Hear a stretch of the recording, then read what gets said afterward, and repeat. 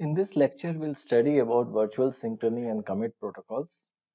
So the main idea over here is that we would like to see how to affect group communication and that to reliable group communication, and how to use that to solve a very basic problem in distributed systems called the distributed commit problem. So first we discuss virtual synchrony. So let us consider a one-to-one interaction between a client machine and a server machine.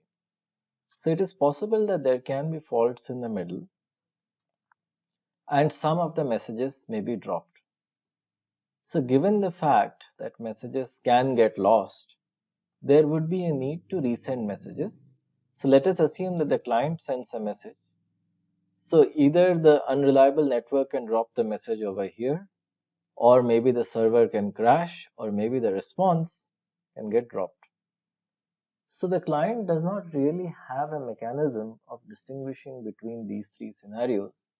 So often when clients don't get a response within a pre-specified period, they time out and they send their message once again. So this is where the semantics of the server is very important. The question is that if, let's say, this is withdrawing money from a bank account, and if the message is sent once again, we'll have a double withdrawal, which should not be allowed. So the two commonly used semantics that servers typically provide are at least one semantics and at most one semantics. So in at least one semantics, if you are sending multiple messages, which are essentially multiple copies of the same message, it is guaranteed that at least one of them will execute, but can be more. So in our bank account example, we do not want this. We want at most once, which basically means we are fine if the transaction doesn't happen, because in any case the client has realized that something has gone wrong. But if the transaction does happen, it should happen only once, which means that if money is being debited from the bank account, it should happen only once. Alright, so this is the at most once semantics. So different models have to provide one of these semantics, at most once being the more common. So what clients typically do is they assign a unique serial number to every message, right, which can be randomly generated. So even if they want to retransmit the message, they keep the serial number the same. And so the server sees the serial number. If that message has been processed in the recent past, then the response is directly returned and the message is not executed once again. The command in the message is not executed once again. So now let us consider a slightly more sophisticated form of reliability where we actually create a process group. So let's first look at the kind of failures we are talking about. So one is a fail silent failure where a process just fails without any intimation. So nobody else actually gets to know that the process has failed. The other is the fail stop failure mode. So in this case, the failure can be detected, but so then something can be done. At least we know that a given process has failed. The third is fail safe. In this case, the failure is benign, which means that even if a process has failed, we allow it to remain failed because it will pose no harm. So what we actually do is we have a replicated state machine model, which many consensus protocols, notably Raft, also use. So what we do is that we actually replicate the servers. Each server has a state machine which represents the internal logic of the server. So we have a centralized dispatcher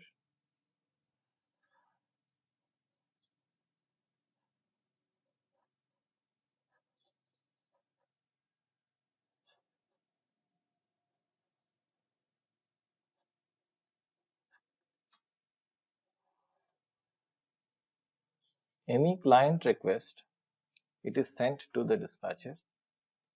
What the dispatcher does is that it creates multiple copies of it and sends it to the different servers.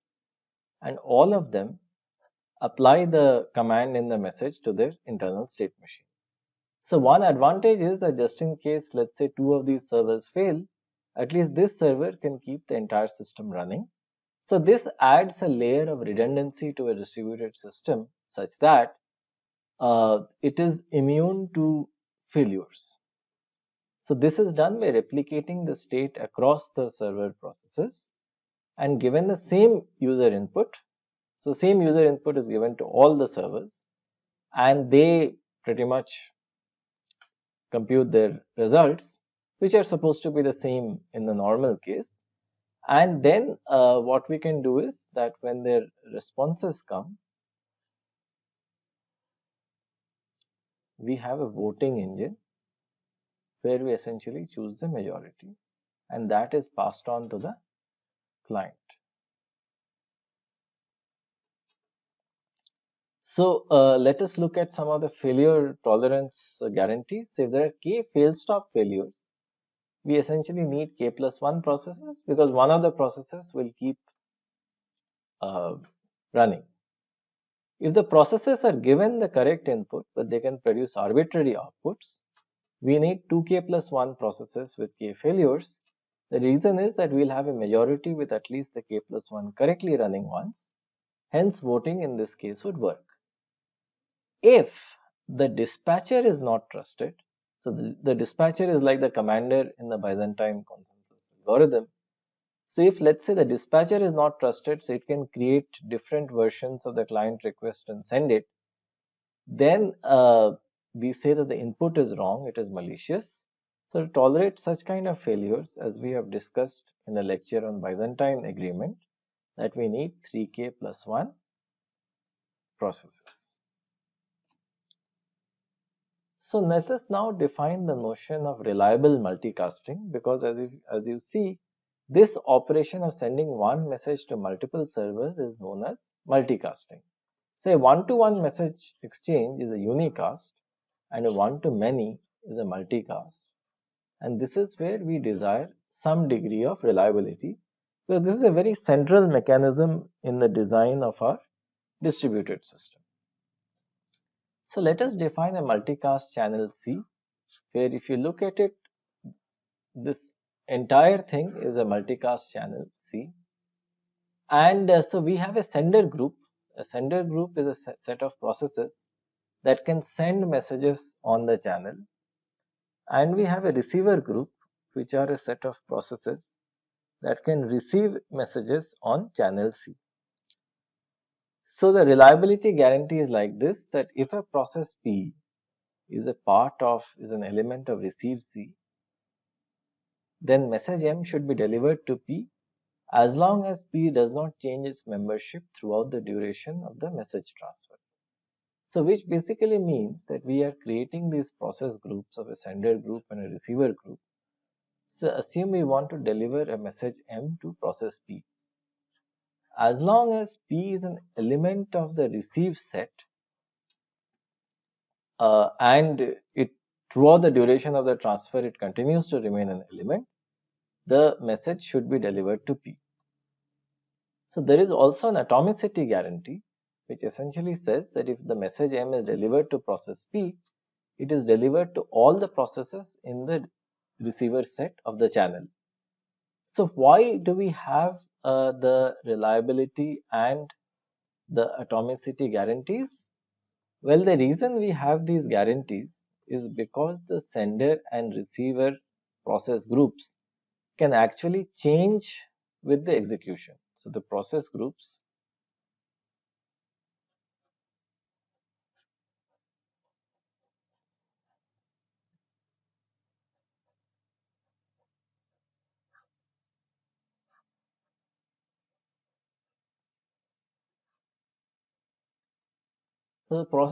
may change. So given the fact that the process groups change, the question is that will we deliver a message to, let's say, one process that was there in a group and which was not there. What is the correctness? So the reliability says that, look, if in the entire duration of the message transfer, a process was part of a group, it needs to get it. The atomicity guarantee says that if a message M is delivered to a process P in the group, then it is delivered to all the processes in the group. So we have an all or none logic, which we typically have with most atomicity correctness constraints, that either a message is delivered to everybody in the process group, all the receivers in the process group, or to none of them, right? All or none. So this is not very hard to do on a simple LAN, of course, local area network, where all the nodes are connected with each other on a bus. So the sender in this case would simply send a message to a set of receivers. One of them sends an acknowledgement, an ACK on the shared channel that it has gotten it. The rest are pretty much snooping on the channel. So what happens is that if let's say one of them has sent an ACK, the rest don't have to set an ACK.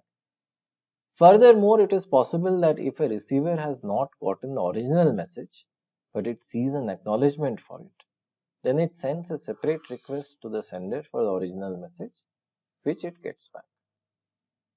So this is kind of a simple way of doing this on a local area network. But the issue is that this requires some access to the internals of the network, because in general, user processes are not allowed to snoop the Ethernet channel. So this is a good starting point, but we need to have a protocol that completely works at the level, at the application layer. So this is where the notion of virtually synchronous networks or a virtually synchronous multicast comes in. So the assumptions are as follows: that processors can of course fail at any time with or without intimation.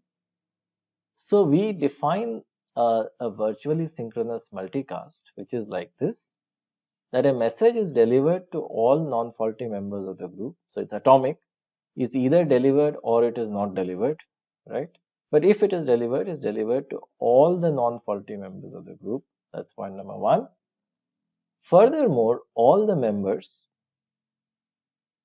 of the group agree on the current group membership. All right.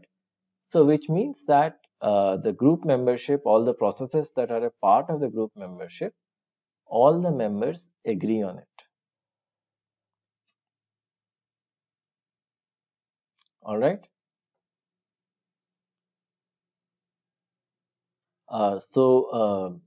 That's the idea, that a message is delivered to all the members, all the non-faulty members, and furthermore, all the members agree on the current group membership, and then either we have an atomic delivery. So we define the notion of a view. We define the notion of a view. Just change it to a pointer.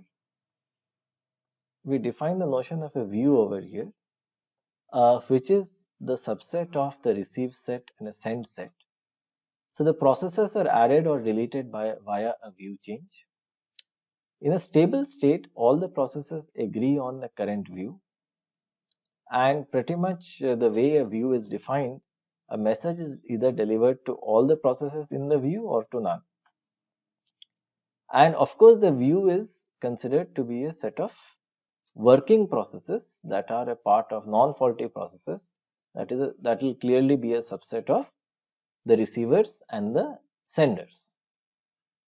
So the good thing about the view in a virtually synchronous system is that a view is essentially a set of non-faulty processes where you have atomic and reliable delivery guarantees.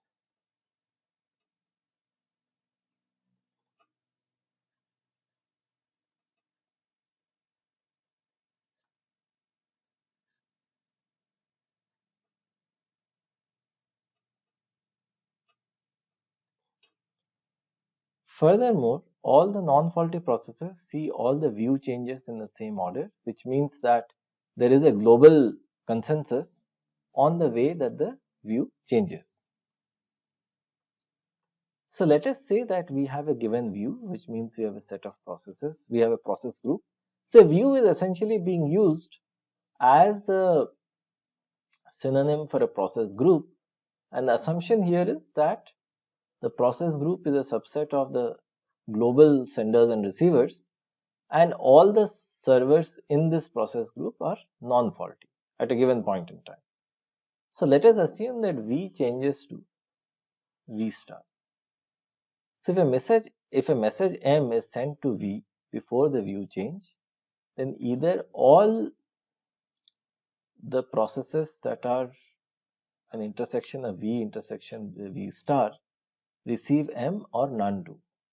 Alright.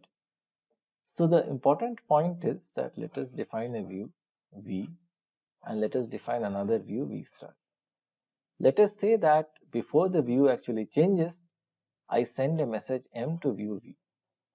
So one thing that is clear is that all the rest of the processes that don't change, they will get the message, should get the message. But consider this set which lies at the intersection.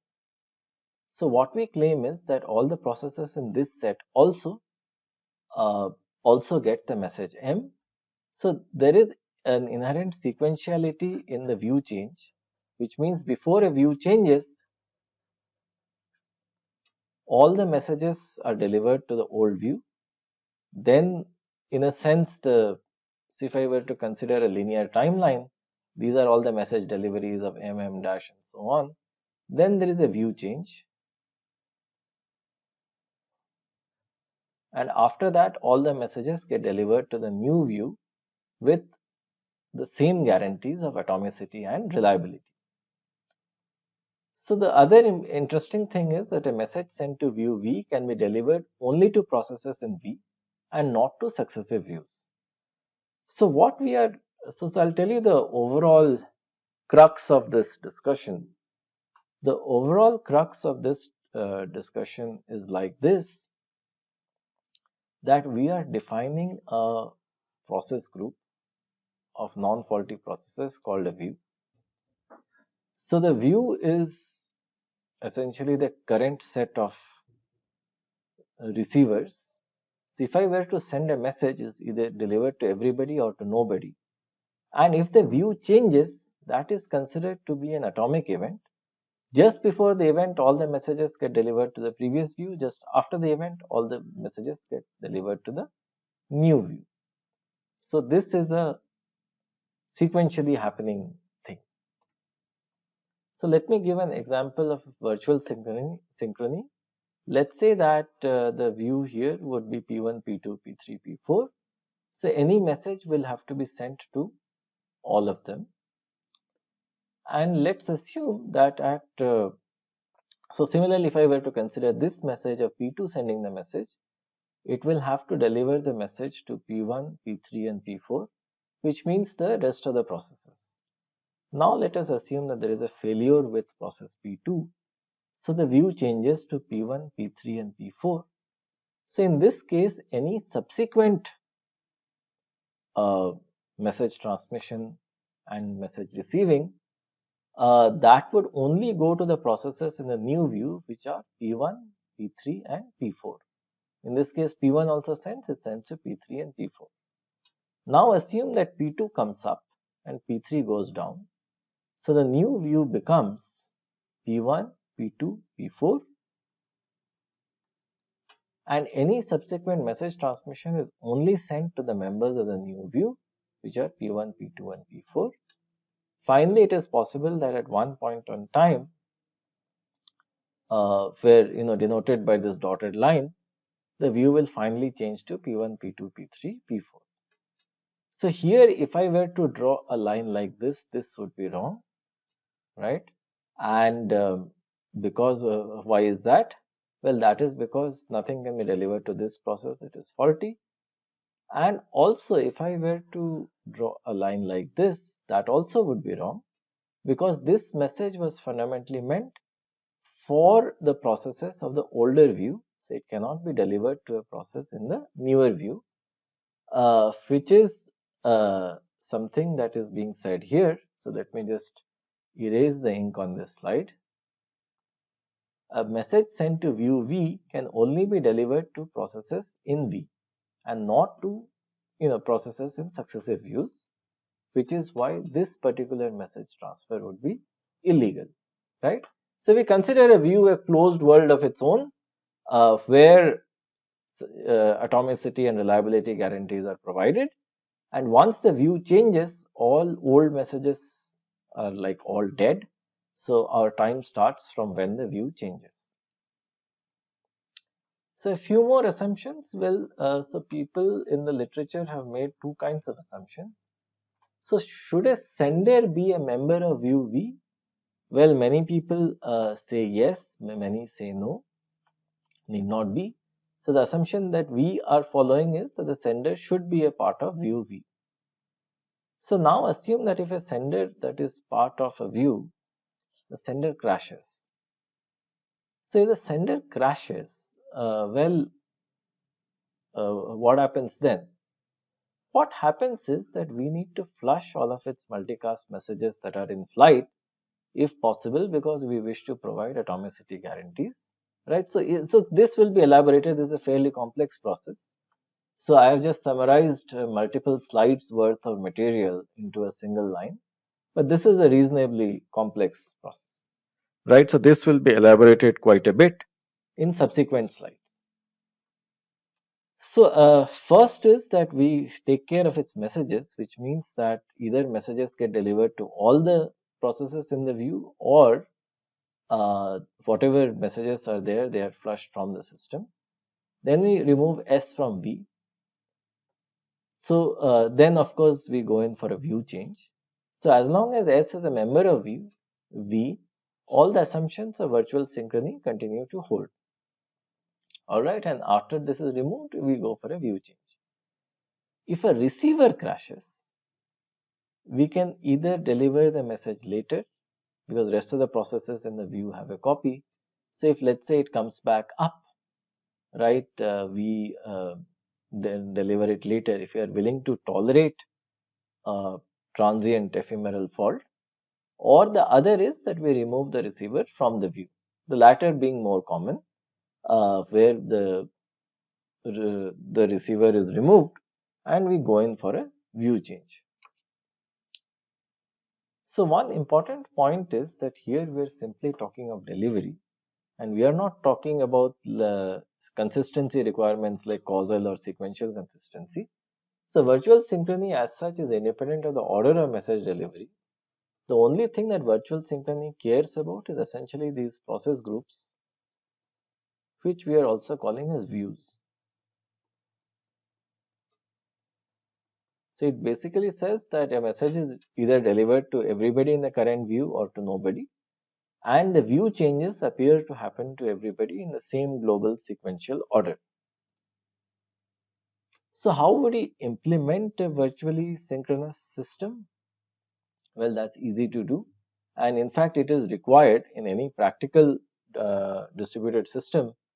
There is a requirement, and that too a reasonably strong requirement, to implement virtual synchrony. So we define so this is how we implement. So first we start with defining view P for process P as follows. So if P is element of view Q, then Q is element of view P, which means that the views are identical, right? So if a given process is in Q's view, then Q is in the view of that process.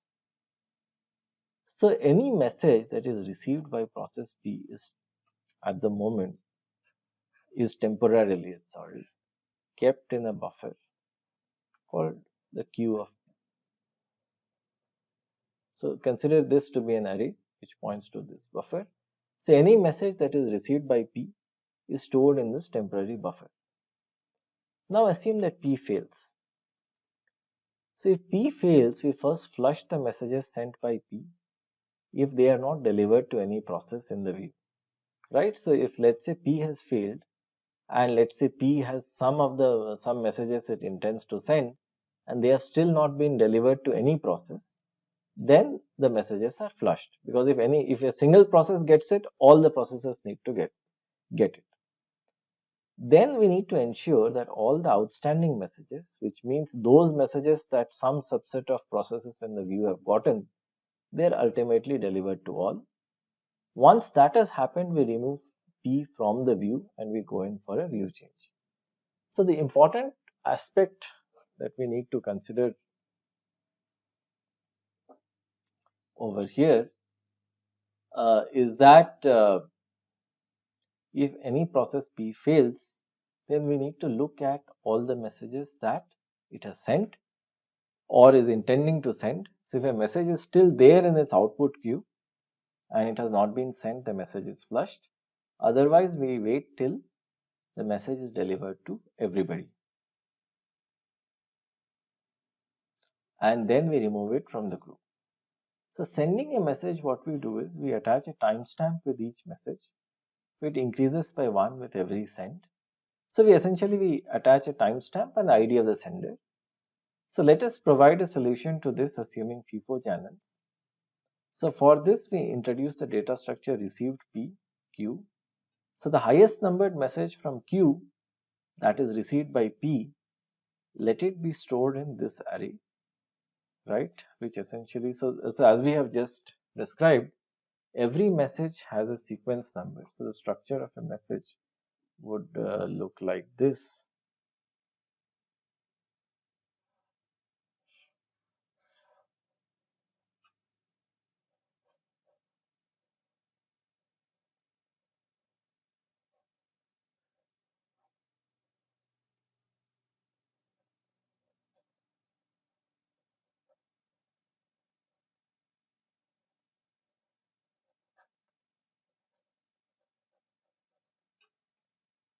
All right.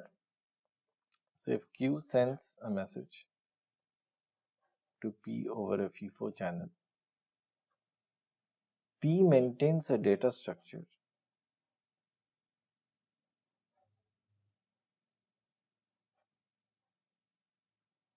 which is the message received from Q with the highest sequence number. All right, the sequence number of the latest message received from Q. So we will see that this helps us enforce virtual synchrony. So let us now look at the second aspect of the implementation. So P periodically sends the received P array to all the processes in its view. So recall that the array was defined over here, where the received P array pretty much says what is each column of this array, let's say the qth column, pretty much stores what is the sequence number of the latest message that it has gotten from process Q. So P periodically sends this array to all the processes in its view. Each process P records received Q, where we are assuming Q is a generic process that can send messages to P. So this is stored in an array remote P. So the structure of the remote P array is like this, that it has rows and columns. So if I were to consider the qth row, which in this case is for P2, so it stores a vector of 4 values, and this is pretty much the received Q array that came from Q. So each element of this row stores the sequence number of the latest message received from the corresponding process, right, of that column. So let us give a practical example of a remote array. So consider this row over here, which is the row for process 2. So in process 2, what this is saying is that process 2 has received a message with sequence number 2 from process 1. It has received a message with sequence number 3 from process 2. It has received a message with sequence number 1 from process 3. And finally, it has received a message with sequence number 4 from process 4. All right. So this is the state. So let this remote array be from the point of view of process 1, where process 1 is essentially equal to P. From P's point of view, this is what P2 has been seeing. because this is the last state of the received Q array that was sent to P. So it has simply stored it in the corresponding row of the 2D array remote. Similarly, it has something about P1 has something about P3, and P1 has something about P4.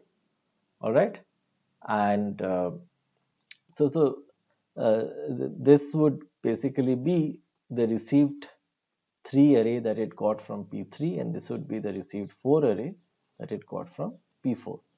And of course, the row that is corresponding to itself is pretty much uh, its own received array, right? So this is received P.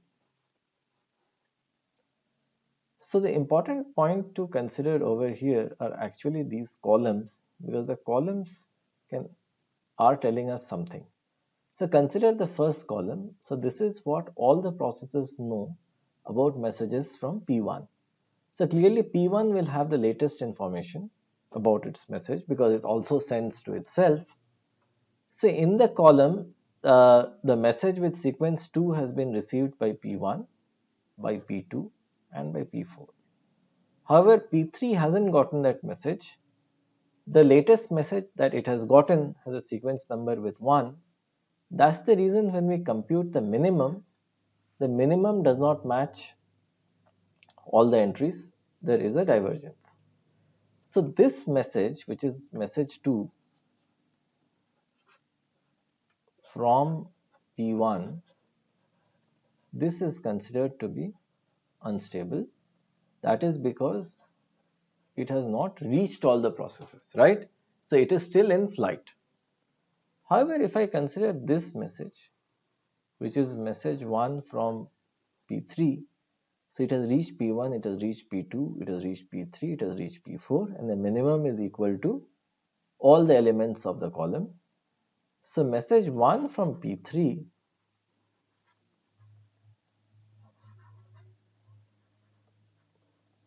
is considered stable.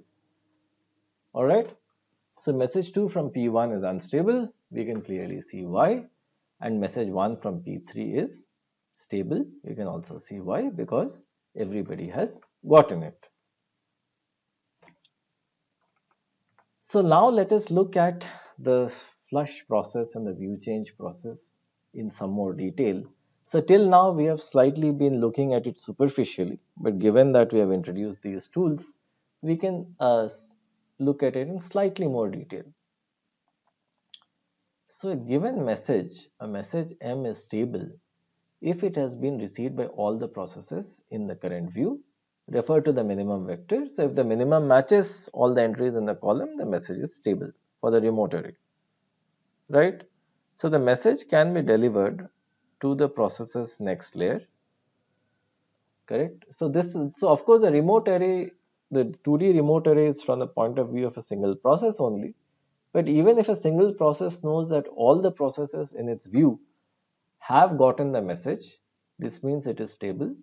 So it can safely be delivered to the process's next layer, or what is called in the terminology of typical consensus papers is applied to the FSM. So it can be applied to the FSM it maintains, and a change can be made. Now let us look at some of the complicated cases over here. So let us say that we have a failure detecting process, and it detects that a process has failed, it needs to be removed. So it multicasts a flush message to all the processes in the view, and a flush message indicates the possibility of a view change. So the moment that a process receives a flush message, the first thing it does is that it stops sending new messages, right? So it enters a pause state. The processes send their received arrays to other processes such that all the processes can update their remote arrays. All right, so all the processes can update their remote arrays and figure out which message is stable and which message is not stable. So the important thing to notice over here, and we have also seen this in the Shandy-Lamport algorithm, that the moment a process receives a flush message, it simply stops sending and creating new messages, because now a major change is going to happen. So only in the next view will the processes actually be sent. Then the processes elect a leader or a coordinator. So what happens is, once a process finds that its messages have all been received, which basically means its latest message is stable. Alright, so this is important. So once a process finds that all of its messages have been received by the rest of the processes in the view, which is tantamount to saying latest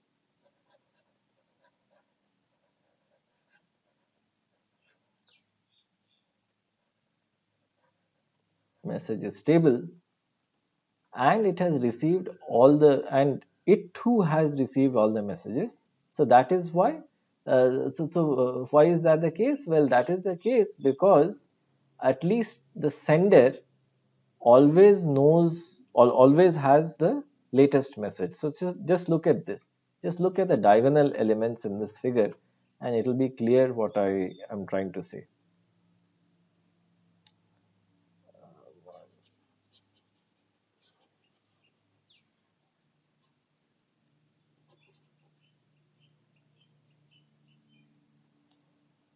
So just take a look at the diagonal messages over here. So this message is what process 1 knows about messages it has received, which means that, so this is premised on the fact that when process 1 creates a message, it immediately receives it. So this is the latest state about process 1 which it keeps.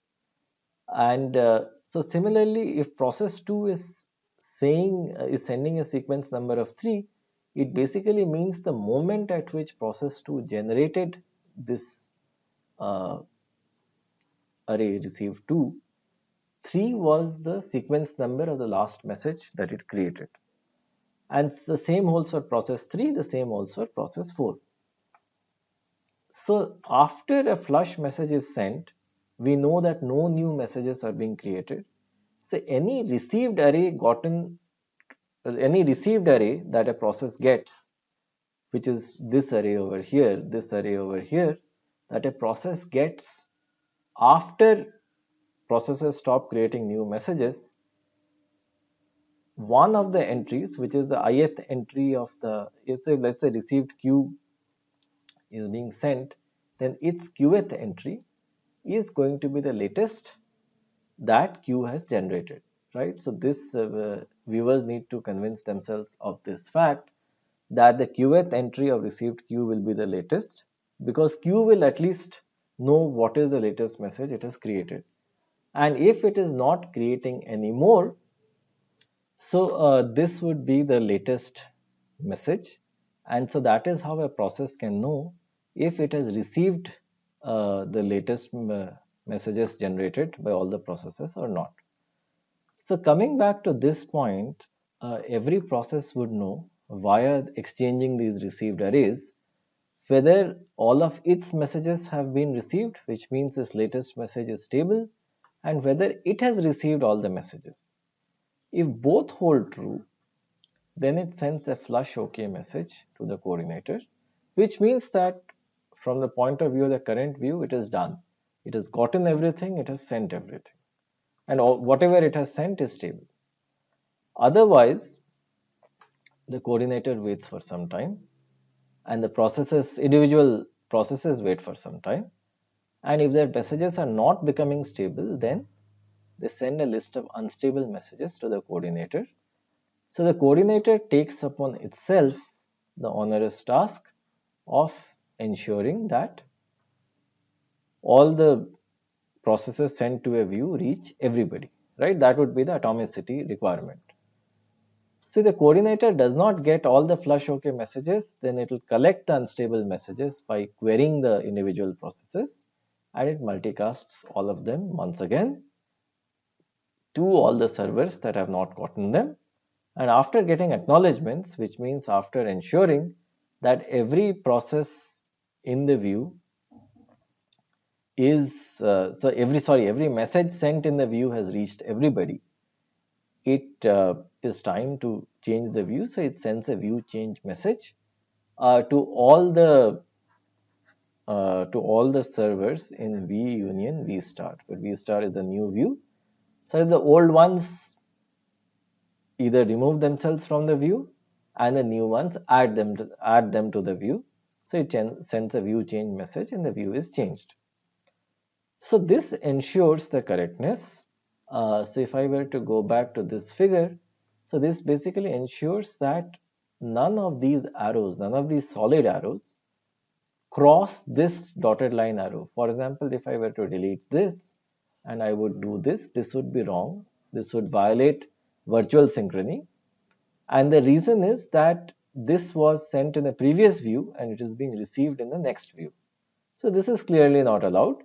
And our method of essentially flushing all the messages and ensuring all of them have been received by the receivers before changing the view would precisely stop this situation from happening. So this was virtual synchrony for us.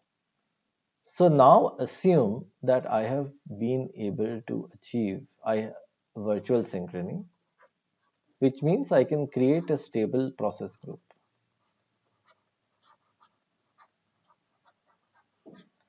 And I have been able to achieve a reliable multicast, which means that I can send a message to a group of processors using a virtual synchrony kind of approach. So what is it that I can do with it? Well, I can use this as the baseline substrate to design what are called commit protocols. So consider a typical problem which all of us have faced, and that too it is a very nasty problem. So we have a credit card machine, a user, of course, who swipes the card on the card machine, then a bank which provides the credit card functionality, a data center, something like a major like Make My Trip, Expedia, which provides a ticket booking facility, essentially an online travel agent, and then of course the airline. So we want to buy an air ticket. So unless there is a complete agreement among these 5 entities, what is going to happen is that I might charge the card, the money might be debited from my credit card account, the data center might do some processing, but this is where things may fail, and I'll never get the ticket even though the money has been debited. All right. So this is a very common problem. It's a very nasty and very annoying problem. So what most of us do in this case is that we call up the office of the online travel agent. We are lucky if somebody picks up the phone. And then sometimes after 10 minutes, sometimes after half an hour, sometimes after 3 days, we get the money back. In some cases, we get the ticket. In some cases, we don't get the ticket. So that also destabilizes our travel plans. And it is clearly not an optimal situation. So what we want is that we want all of these entities to come into an agreement. Either my ticket is booked or it is not booked. So in a sense, I don't mind if my ticket is not booked. So I will at least immediately get to know, so I can try with the same travel agent or a different travel agent. I'm talking of an online travel agent, a website, right? A travel booking site. I can try 5 minutes later, 10 minutes later, I'm okay with that. What I'm not okay with is if my money is debited and I don't have a ticket. Or I have a ticket but I don't have an e-ticket, I don't have an email, so I don't have any paper proof or a digital proof of my ticket. So I don't want that, right? I'm okay to be told, look, our site is down, we can't book a ticket right now, but I'm not okay with anything else. So the first algorithm in this space is called two-phase commit. We'll see it as some problems. So the nodes elect a coordinator, they elect a leader using any of the leader election algorithms that we have seen. The coordinator in this case asks all the nodes to vote. So the nodes would be each one of these: the user, card machine, bank, data center, and airline. Of course, the user is being represented by the command running on his BS on his browser. So the entities either say vote commit or vote abort. Vote commit means we are okay with the transaction. So for a user, it would mean pressing the submit button. For a credit card machine, it would mean that the card details have been read correctly. For the bank, it would mean there is sufficient money in the credit card account. For the data center, it would mean that they have been able to process the details. And for the airline, it would mean that they have been able to book the ticket. Once all of them say yes, that would mean all of them are voting vote commit. If one of them has a problem, let's say the airline doesn't have tickets, it simply sends a vote abort, and then the entire process gets aborted. So the coordinator collects all the votes. If all of them are vote commit, which means the ticket can be booked, it sends a global commit message to all the nodes and tells them, okay, go ahead and commit. Commit means issue the ticket. Otherwise, it sends a global abort message, which basically means that you just decline this transaction, and the user is informed accordingly that the ticket could not be booked. Each participant waits for the messages from phase 2A. It acts accordingly. So the two-phase commit state diagram would look like this. So this part is for the coordinator. So coordinator starts at an init state. So initially nothing happens, it just sends a vote request. Once the participant that also starts in its init state, once the participant gets a vote request, the participant decides what needs to be done. If it decides to abort the transaction, it sends back a vote abort message and it moves to the abort state. Otherwise, if it decides it needs to commit, it sends a commit message and it goes to the ready state. So mind you, in the ready state, it is not aware of what the other participants have sent, so it waits. So the coordinator also waits. Once it gets all the messages, if one of them is vote abort, it goes to the global abort state. It goes to the abort state and it sends a global abort message to all the participants. So which means that the participant gets a global abort message. So the participants just abort. So this means that any of the nodes over here has a veto power and it can simply say no and the entire process gets aborted. So as I said, we are fine with that as a business model. And if all the participants vote commit, so once the coordinator sees that all are saying vote commit, it sends a global commit message and it moves to the commit state. Once a participant gets the global commit message, well, it sends an acknowledgement and it moves to the commit state, which means it finishes or commits its transaction. So this is a fairly simple state machine over here, and this works in most cases. But the reason that it is not used is basically when we consider failures. So after all, why did we do this? The reason we did this is basically because any of the nodes in here might have an issue with the transaction. So it would then send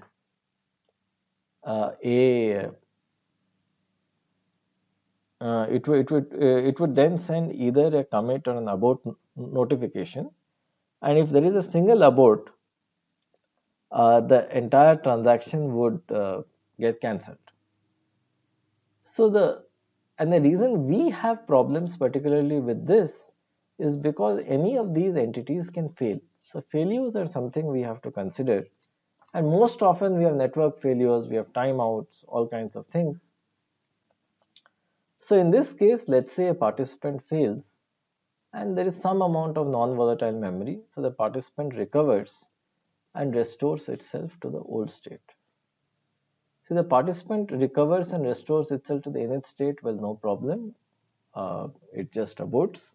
because from this state nothing really has been sent. All right. Which means that I was there in the init state and I just failed, and then I recover in a init state, which means I have not sent any message. So I have not sent any message, the coordinator also cannot proceed. So then I can just abort the entire transaction. That is simple. The main problem is the ready state. So in the ready state, what happens is I was there in the ready state, which means I sent either a abort or commit decision, and then I crashed, and then I woke up, and I woke up to be in the ready state. So if I had sent the abort message, well, that's fine. Then the coordinator would have aborted, so I can abort. But if I had sent a commit message, a vote commit message, it kind of becomes problematic. So what I would do is that I would not know what happened to the system right after I crashed, and I might wake up like 2 minutes later, which is a long time in the computer scale. So then I would ask the coordinator, and if the coordinator says we have all aborted or all committed, I would do the same. But the problem is the coordinator itself might have failed, or the coordinator might just have finished the transaction and erased its state. Furthermore, even others, so then what I would do is I would ask other processes. Other processes might have committed or aborted. They also might have erased all the history of the transaction. So I would not know what to do. So I would kind of get blocked, right? Because the thing is, I'm recovering in the ready state. So kindly take a look at this. So I'm recovering in the ready state. So when I'm recovering in the ready state, I've already sent a vote commit message. And then, well, I don't know what is to be done because I crash and then I wake up, right? And then I don't know what the others decided.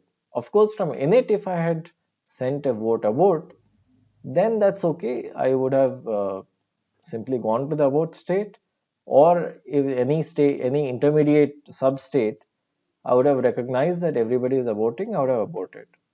But in the ready state, I really don't know what is to be done because everything depends on what the others have voted.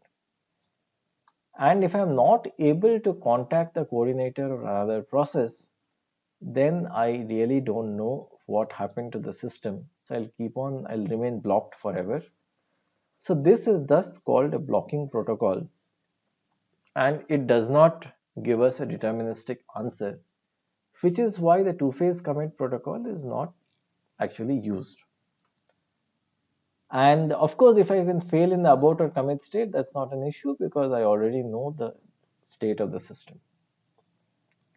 So to fix this problem, the problem of crashing and recovering in the ready state, what I do is that I propose a new protocol where I can show the diagram at first, which is called a three-phase commit.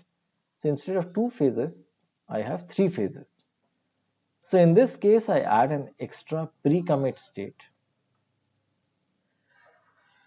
between ready and commit. All right. So between ready and commit, I add an extra pre-commit state, which in a sense increases my distance from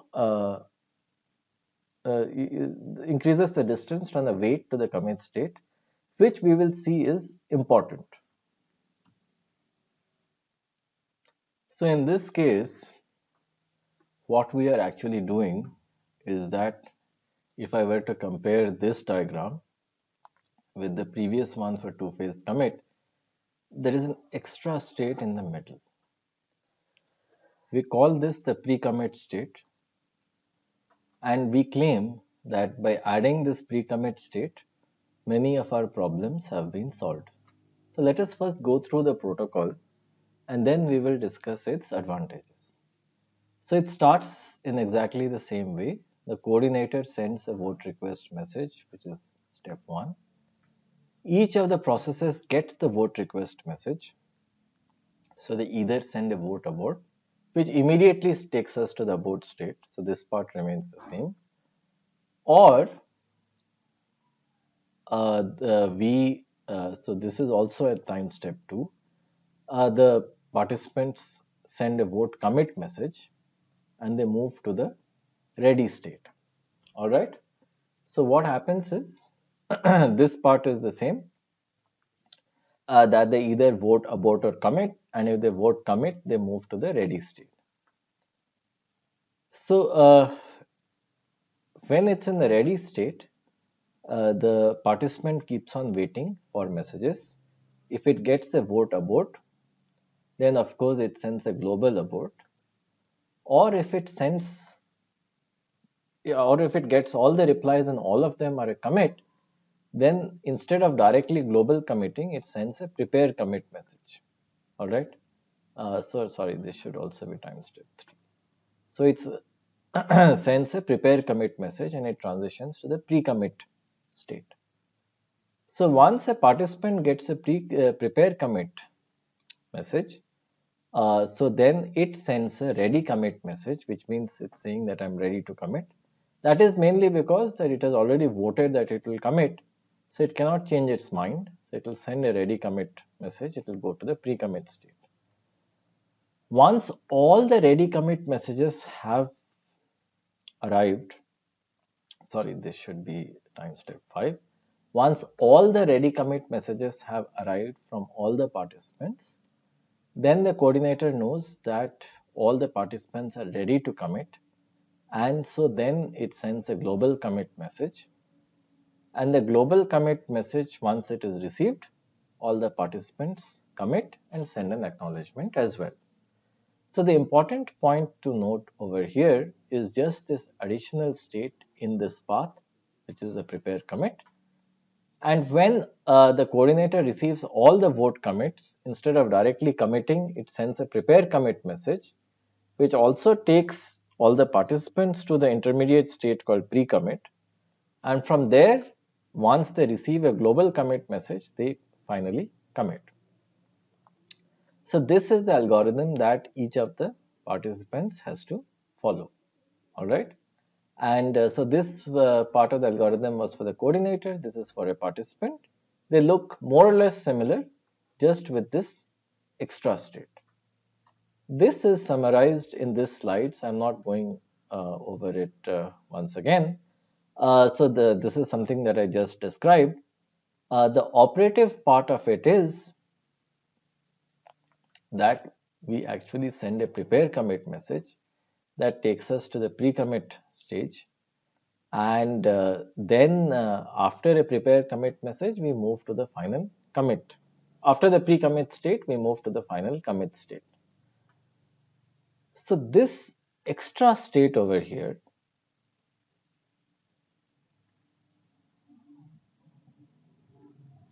is what we claim does all the magic. So how does it do that? Well, let's see. So let us do a similar failure analysis where the participant fails and then it recovers to the same state. So it is assumed that the participant maintains some degree of non-volatile memory, which allows it to recover to the same state. So consider a participant's failure in the ready state. So if it fails in this state, so it knows what it has voted for. It has clearly voted for commit. So then it asks the coordinator, once it gets up, what really happened? Did you abort or did you pre-commit? So if the coordinator has failed, then we can elect a new coordinator.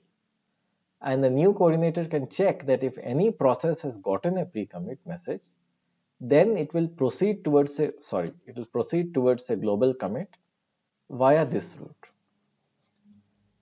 But if, let's say, after querying all the processes, nobody has gotten a pre-commit, right? Which basically means that no process has. So the important point to keep in mind. So this is the most important point. that in the previous case, what would happen is that if I woke up in the ready state, the rest of the processes would have either aborted or committed, right? So essentially, they would be done. In this case, only the processes that would have aborted would have been done, but the rest of the processes would actually be there in the system. They would not have completed, because the thing is that after ready, a prepare commit message has to be sent, which has not been sent. So those processes would still be there. If those and this is what makes the entire difference. Since those processes are still there, they can be queried about their current state, and if all of them are in their ready states, none of them is in their pre-commit state, then it can safely be assumed that the coordinator crashed before sending the prepare commit message, and then all the processes can move from the ready state to the abort state. So they can just be safely aborted. So this is the main advantage of this protocol, that even if the coordinator fails, even if a process fails, we will still not have a situation where we need to block. We can always make a decision, and the decision in this case will be correct. So let me go over this. This is the primary advantage of the three-phase protocol, which is that as compared to the two-phase protocol, where if I woke up in the ready state, there is a possibility that the coordinator would have failed and the rest of the processes would have just completed their execution. They would have either aborted or they would have committed. So the protocol would be over and I might not get what is the current state. In this case, only those processes, so only the processes that would have aborted would be out of the system if there are any. Otherwise, all the other processes, if I'm moving towards the commit, would be there in the system. So they can always be asked for their current state. And if all of them are ready, we can safely assume that the coordinator crashed before sending a prepare commit message. So then we can simply abort all the processes and take them to the abort state. And that would be correct, right? So what again is the key most important insight? The most important insight is that a pre-commit state over here stops a process from actually leaving the system. All right, so the processes will still be there in the system, and because they are there in the system, we can query their state and figure out what the coordinator must have done. If I fail and then so I being a process fails and it wakes up in the pre-commit state, well, no problem. This means that it must have sent a prepare commit message from ready and gotten a ready commit in return. So in this case, all that needs to be done is we need to elect a new coordinator that will send a global commit message and commit all the processes. So they don't move automatically. It is still done via a coordinator to ensure that everybody commits. And the coordinator sends a global commit message to all and ensures that all the processes commit. And in this case, the reason we can safely commit is because all the processes have already agreed that they want to commit. That is why they have come via this route. All right. So all the processes have agreed that they have a desire to commit, and we have also verified that all of them have a desire to commit. So that's the reason a process entered the pre-commit state in the first phase. So that's the reason we just need to commit all the processes, which can easily be done. Now, if the coordinator fails in the wait state, say the coordinator would fail in the wait state, this means that it would have not gotten all the vote commit or vote abort messages. So the processes will time out in the ready state, and ultimately they will elect a new coordinator which will take a decision accordingly. If the coordinator times out in the pre-commit state, well, that also means that the coordinator is in this state, right? So which means it has sent all the prepare commit messages. So all the participants will also be there in the pre-commit state. They will time out. They will elect a new coordinator which will commit all the processes. So as we can see, this algorithm has inherent advantages, the three-phase commit algorithm, and it stops the biggest problem that it stops is that it stops the blocking problem of two-phase commit. So two-phase commit had a problem of blocking. So this particular problem is not there in the three-phase commit protocol. All right. So this does not have that problem. It is always possible to make some decision which is correct, and the entire advantage is accruing from one additional state that we added between wait and commit. All right, so this completes the lecture. So the original slides were in Andrew Tannenbaum and Martin Steen's book, and they have been very grateful to allow me to present the slides in my class. And you can always find the original slides on this link. So virtual synchrony and two-phase and three-phase commit protocols are otherwise also very popular. So the viewers will get a lot of resources on the web that describe these protocols in detail. And also the Cornell University has a toolkit that implements virtual synchrony. So that toolkit can also be used for uh, physically running a system with virtual synchrony.